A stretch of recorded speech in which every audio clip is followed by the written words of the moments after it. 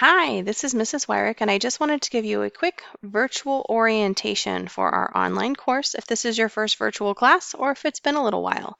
First, I want to point out where all of our contact information is. You've got my phone number and my email address. You are welcome to send me text or give me a call or even email me. If you ever need to schedule an appointment with me, like a welcome call or one of your discussion-based assessments, we've got this green Schedule Now button. If for some reason you click that button and you don't find a time that works for you, you can always send me a text to see if I have any other time open. All right, I also wanted to come over to the side and show you our PACE charts. PACE charts are an important part of a virtual course. They tell you how many assignments you need to complete each week. While you can take as long as you need on an individual assignment within that week, you still have a certain number of assignments that are due every single week. So I'm going to click on this really quickly. It's going to open in a brand new tab, and we'll see for this biology class, as soon as it loads, our week 1 assignments is right here. So week 1, you have 3 assignments to do, 1.01, 1.02, and 1.03. Our weeks run from Monday to the following Sunday. And so it's based on when you start in the course. Switching back, I don't know where my screen went. It'll come back in a second.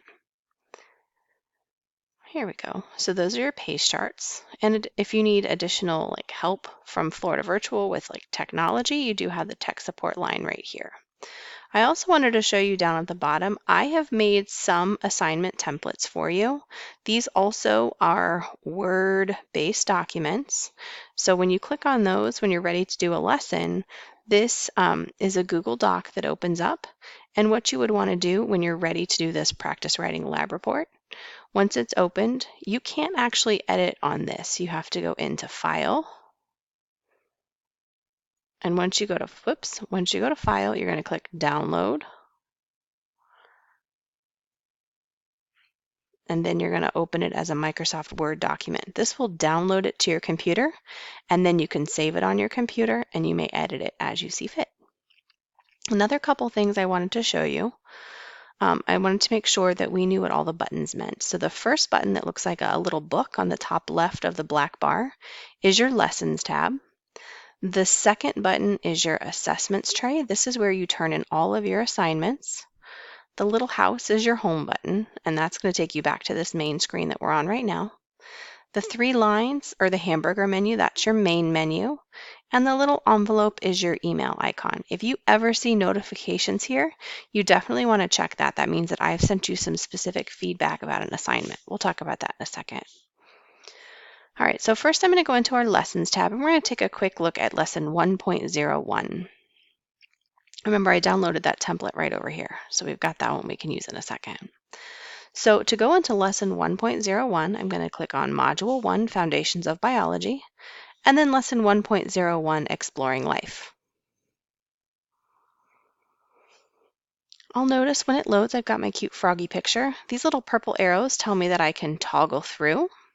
So it kind of lets me see, this is where you get all of the content for your course.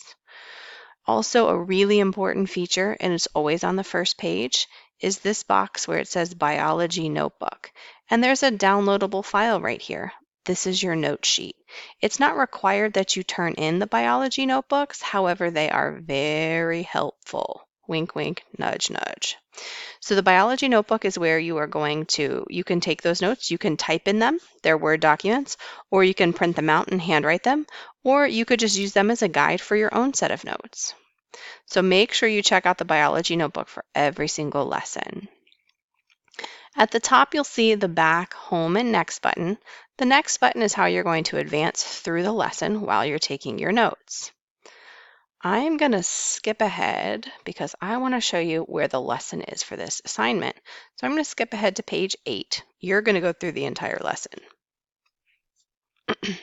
So at the top of this last page, we see we've got a summary and then the assessment introduction. So here you have a template and a rubric for this assignment. But remember, I told you I already made a template for you, and you're going to download this template onto your computer to use. So what this first assignment is, it's a little bit confusing for some people. This is practice writing a lab report. And so you're going to read about John's project. So John has done a science fair project and you're going to write his lab report for him.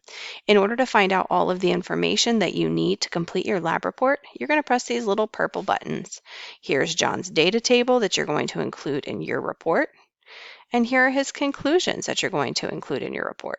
So you're going to complete this entire lab report for John, and then once you've saved it, then we're going to go turn it in. So in order to turn this assignment in, I'm going to go up to my assessment tray, and I'm going to click on that.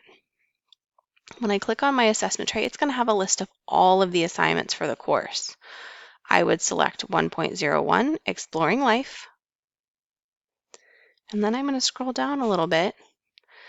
And in this section, we have an Add Files button.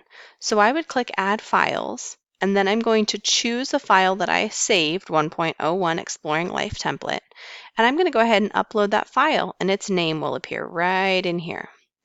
The next thing to pay attention to is there's this cool little blue button down here that says Save for Later. But right above that, there's a little button that says Submit for Grading.